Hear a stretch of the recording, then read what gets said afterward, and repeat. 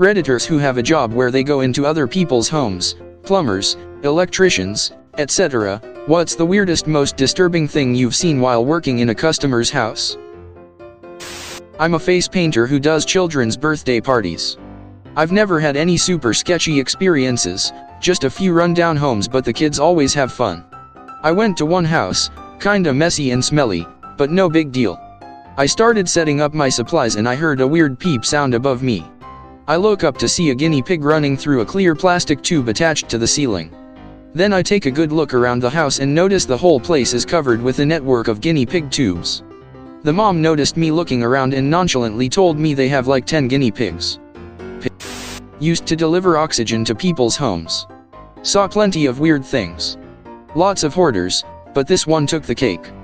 He didn't want to let us into his house, but I had to do a home safety assessment before I could set up the equipment. He was anxious about letting me in because his house was mess. He kept telling me about his messy house. Come to find out, it wasn't just messy. It was filled with 200 chickens. He was proud of his show chickens and wouldn't let them live in a barn or coop. The smell was unbearable. Other than that, he was a super nice guy. I delivered pizza for about 2 years. I had to deliver to a local motel pretty frequently. One day I go to deliver and a large lady, I'm talking 6 foot 220 pounds, was decked out in dominatrix attire. She answered the door ready to get down to business, then immediately closed the door and threw a robe on. She apologized profusely and then tipped me $10 for the situation. I'm an electrician and I was troubleshooting a bad outlet in the bathroom of a former NFL player. I was taking all the outlets apart, following them to see if I could trace out the home runs when he comes in and starts talking football. We are in the middle of talking when he just walks over to the toilet and starts taking a shit. I couldn't see him, but there was just a little pony wall between us. He didn't even stop telling his story. It was crazy. I walked out because of the smell. He came out a little later and it was like nothing ever happened. Long ago I did estimates for fire and water damage repairs for a restoration company.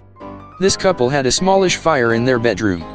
When I enter the home, it's seemingly normal, smells like smoke. There was a fire, makes sense. They take me to the bedroom and it was the mattress that had endured the majority of the fire, along with some of the wall above the head of the bed and smoke damage to the ceiling. Next to each side of the bed are 10-gallon buckets filled to the brim with cigarette butts, and hundreds of spilled over butts all over the floor. I was just in awe how they could live like this in their bedroom, especially since the rest of their home seemed tidy and normal. Also completely beyond me why they wouldn't clean that shit up after the fire, if for no other reason than insurance adjusters being able to blame them, rightly, and possibly not pay out. How did the fire start? I asked, required to ask. No idea, the husband replied. My uncle is a handyman and he went in to do some work for a family and the toilet was just feces. Not like someone didn't flush, rather nobody did, and the bowl was just crammed full of hardened stool, which had clearly been an accumulating scenario. Food bank delivery to homebound elders. I always fill 2 banana boxes, around 1.5 by 3 foot deep, of all types of food and deliver to his house. One time after delivering to him for 3 years I have to come inside because he hurt his foot. He had never thrown out a single box. They lined every wall and entrance. He built a castle around his bed, and a series of paths through his house. It was like these pillow forts you would make as a kid but with boxes. I asked him if he wanted help getting rid of them and he said no. That it was fun and helped with his dementia. He's super fun. My boyfriend is a locksmith. During the 2008 recession, Las Vegas had hundreds/thousands of homes that were getting repoed or abandoned. The company he worked for would have him go and change the locks to keep people out, and usually this happened in the middle of the night to limit the possibilities of running into owners of the properties. I sometimes tagged along, mostly to explore some of the ridiculously big houses that people had just left, but helped some of the time. This one house looked totally normal from the outside.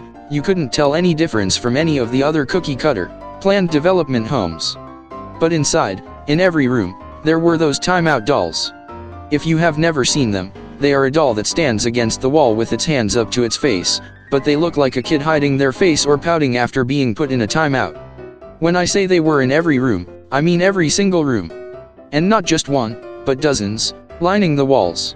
Not laying down, but standing up against every wall of the house. The house's electricity had been shut off, so all we had was flashlights. Walking into each room, it did not get less creepy seeing doll after doll. He is already afraid of dolls, and this made it so much worse. Altogether we counted 63, but there might have been more. I've posted this before a while back, but used to work pest control, went into student accommodation to deal with insects. Can't remember what type. Carpet moths or bed bugs, maybe? Anyway, that's not the point of the story. This one room is fairly clean, but we have to spray all fabrics with the chemical in question to prevent any eggs from having a safe space to gestate, so open up suitcases, wardrobes, that sort of thing. One suitcase is full of used tampons that she was saving for fuck knows what reason, actually, and I don't want to know. Nasty shit, that. Didn't mention it, just did the job and tried to avoid eye contact at the end. Inspecting an oven a tenant had complained was smoking. Yup, it definitely was. Tenant thought an oven could be used like an outdoor grill. Had been cooking meat directly on the oven racks. And all that glorious fat and grease just accumulated in the bottom of the oven and the little drawer underneath. For months. How he didn't burn down the whole damn building is beyond me. I also patched a bullet hole in a shared wall/ceiling between apartments. One tenant let his girlfriend play with his loaded gun. She stupidly and accidentally fires it into next door neighbor's apartment. Neighbor was playing video games and didn't notice the bullet come through his wall into the ceiling. Had no clue until the gun-owning boyfriend knocked at his door in a panic and was relieved to see him alive. Whoopsie. I painted a girl's room one time while she laid in bed and played on her phone and took naps. I knocked and expected her to leave, but she just laid back down. It was very strange. I used to do flooring, and when we had to get up the subflooring due to water damage, underneath it there was a black garbage bag. When I opened said bag, it had a bunch of women's clothes in it. Didn't think anything about it until we dumped it out and found bloody ripped underwear and torn dresses. Told the owner we had forgot some stuff at work and wouldn't be back until tomorrow. Called the police and never went back. The house was soon up for sale a month or so later. Just read a post in another subreddit about a guy with social anxiety who hid under his bed when the plumbers came, and then the plumbers caught him under there. And then he ran and hid in the bathroom until they left. Wonder if those plumbers are on Reddit. I most definitely want to hear their side. This makes me feel so much less paranoid about the cleanliness of my house when professionals come over. Bunch of used pregnancy tests on the floor of the teenage daughter's closet. I didn't say a damn word to anybody. Was a carpet cleaner. Nudie mags. So many. You guys, like, so many nudie mags. Probably the weirdest and most disturbing was the gay couple who had an entire room of framed photos of them in different positions and outfits and or various states of undress. They liked to watch while I cleaned that room. I kept my eyes low and didn't focus on any specific one or make eye contact with them. Just kept about my business steaming the carpets and pretended there wasn't anything unusual about what I or they were doing. Definitely a weird kink of some kind. My area historically has been very conservative and repressed, so I know maybe that factors in. They tipped well, so I kept my mouth shut for the most part and just made sure when their address came up that I always got that job. Fire alarm inspector. Working in a cheap long-term hotel and knocked on a door where a larger man dressed in essentially a purple bikini opens the door half asleep. Enter to test the smoke detector and tried to keep my eyes off the bed, but I knew I had seen something. Tried not to look, but I did, and there's a big old purple dildo next to the TV remote. The detector then decides to not alarm in a timely fashion, so I'm just staring at the wall hoping it will alarm, so I get out of the room. I tutor privately, so sometimes I meet clients at their homes. One lady had a huge shrine to Bob Berdella, which is really confusing because usually women attracted to serial killers gravitate toward the attractive ones. Obligatory not me. Friend's mom is a realtor. She went to check out a small room in the basement of the house she was trying to sell. She opened the door and the floor and walls were covered with cave crickets. She closed that door and immediately called an exterminator. I went to install a tube-style skylight in a bathroom. Owners had the gayest bathroom I've ever seen. It was impressive. Think Roman decor, marble, and everything involved a penis. Light switch, TP holder, towel rack, shower curtain hooks, you name it. All dicks. I'm a property assessor. We occasionally need to do walkthroughs of new homes when they're non-traditional builds and or unique. I had made an appointment to review a new house that was infill in an older neighborhood.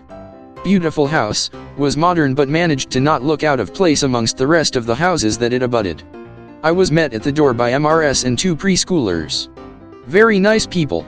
So I'm doing a room to room, making notes asking about finishes etc. and I get to the spare bedroom and boom. Floor to ceiling Nazi shrine.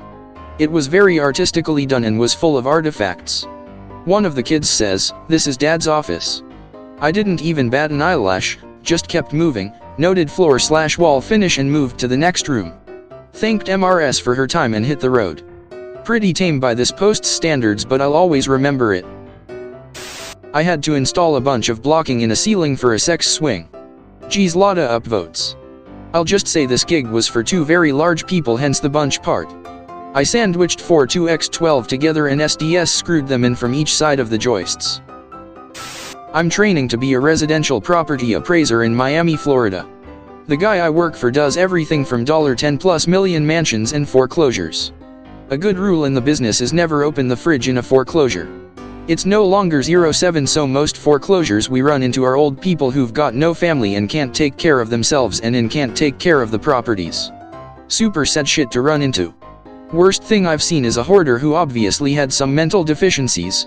The appraisal was for a refinance on his property.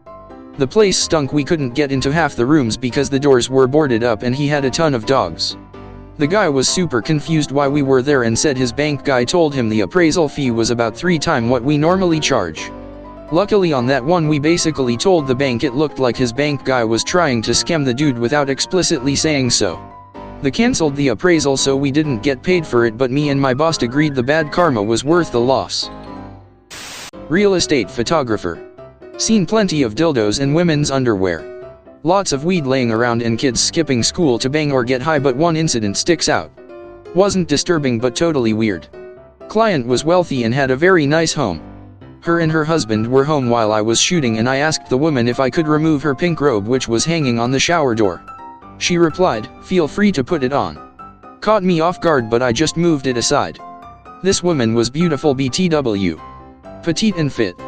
She has tasteful nude photos of her around the house. So I keep moving through the house to shoot and I told her I was about to wrap up but needed to photograph her walk-in closest, to which she replied, "Try on anything you want." I didn't take her up on her off, finished the shoot and left. Just an overall weird shoot. A hoarder that lived with a bunch of geese in the house, and would speak to them constantly. They would always bite her. It was a very large home she owned, and she moved into the guest house to rent the big one out. She was flighty in the brain. She was a tiny frail old thing. She left me standing in a hallway full of piles of newspapers topped with pots and pans. I'm just standing there, and I'm looking at these old B/W photos in the hallway. I asked her who they were of. "They're of me, dear." She used to be drop dead FN gorgeous. She was some sort of old actress/model. I just looked at the pics, then her, then pics. That's when it hit me how cruel father time can be. Then she yelped as another goose bit her. I go into a lot of flop houses and slum buildings. Hobos use litter boxes for a bathroom. I stepped in people poop. A couple of times. Went into a place one time where a group of 4 or 5 were zonked out. Heroin probably. None of them woke up and one of them, I wasn't sure, was alive. We called the cops for a welfare check. I used to do crisis mental health assessments to determine if the person needed to be forced to the hospital. One person was paranoid that his bathroom was contaminated and that black tar from cigarettes would rain down on him if he went in there.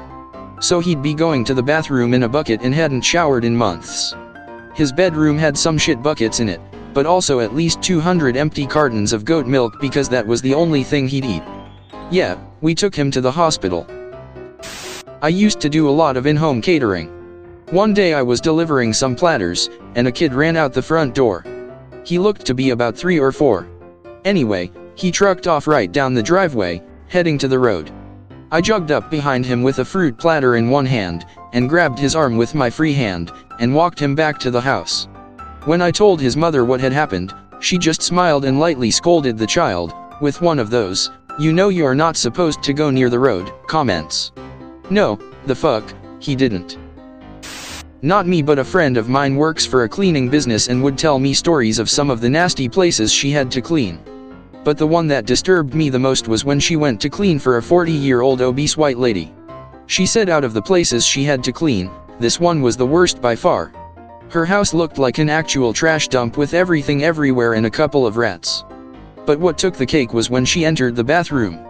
Crap was everywhere, but mainly on the toilet lid. She told me the lady had never cleaned for the past year she has been living there, meaning she continuously sat in her poop-infested toilet over and over for about a year or more. I thought her customer had a mental problem or something, but my friend said she seemed completely normal conversation-wise, so she must just not care much for hygiene. I was installing alarm systems, and one day I went out on a service call. Stepped into a literal cesspool, and thanked God for my plastic booties to protect my shoes from walking on their disgusting carpet.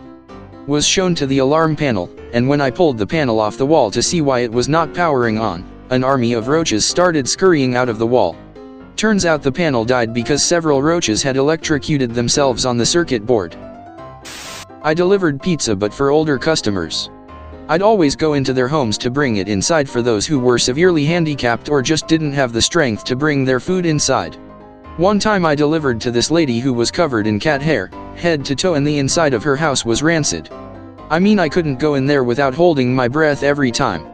One time I went and she had in her kitchen on a table a paper plate with what looked like teeth, and I mean a lot of teeth, different colors and shapes, and just horrifically repulsive. Don't know whose teeth they were. From what I could tell, she had all if not most. Haven't heard any stories about her since, so I'm guessing she moved or something else. Never will forget that smell though. Ugh. In high school I had a summer job where we would clean out houses owned by banks, like foreclosures, owner died and had no one to take the house, etc. Usually it was just furniture, old clothes, that sort of stuff. Opened the door to one house though and it immediately smelled like complete shit and rot. Usually it's a fridge that was turned off that never got cleaned out, but oh no, this was much worse. All throughout the house there was around 25 cats, all dead, that had been there for who knows how long, all in different states of rot and decay, some covered in maggots, some covered in ants, but all very dead. If I had to guess, the last few to die had to have been dead for at least a month prior to us going in. And this was mid-August, so they had all been in there all summer just baking in the heat. And what did we do, you ask? Went back outside, got bandanas or extra shirts or whatever we could find, tied them around our faces, layered up on gloves, grabbed some snow shovels and garbage bags and got to work.